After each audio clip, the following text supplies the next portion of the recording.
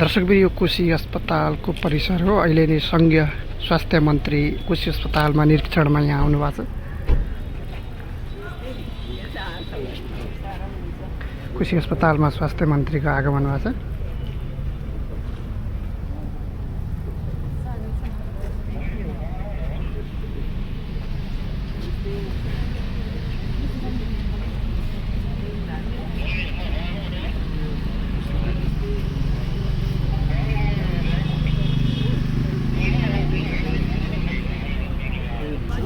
मन्त्रालयमा चाहिँ भ्रष्टाचार मुक्त बनाउँछु भन्नुभएको छ, तर औषधि व्यवस्था विभागमा महानिर्देशकले चाहिँ 24% भन्दा बढी औषधिको मूल्य चाहिँ वृद्धि गरेको भनेर सञ्चार माध्यममा आइरहेछ। अनि त्यस्तो नेतृत्व राखेर चाहिँ कसरी स्वास्थ्य मन्त्रालयमा भ्रष्टाचार अन्त्य हुन्छ?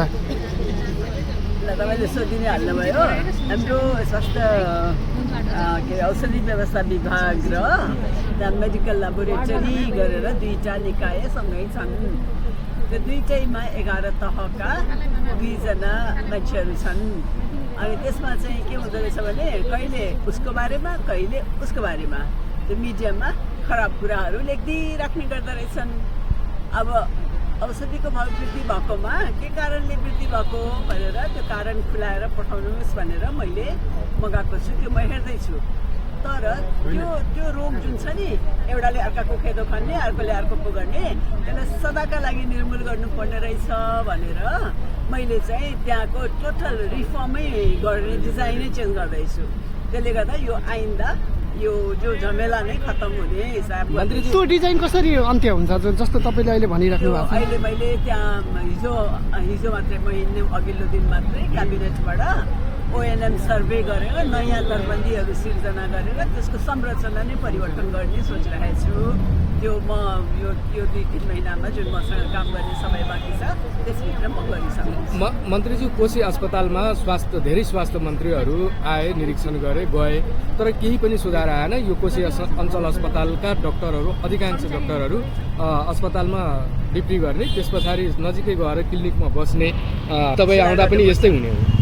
म यहाँ यो अस्पतालमा काम गरेको थिएँ आजभन्दा झन्डै 35 वर्ष अगाडि। त्यो बेला पनि त्यस्तो कम्प्लेन हुन्थ्यो, अहिले पनि त्यही रहेछ होइन। यसमा डेफिनेटली सुधार गर्नुपर्छ। तर त्यो बेलाभन्दा अहिले सुधार पनि भएको छ भन्ने मैले बुझेको छु। अब नयाँ हस्पिटल पनि बनिरहेछ, त्यसमा जनशक्ति अझ चाहिन्छ र त्यसलाई राम्रो गरेर लैजानुपर्छ।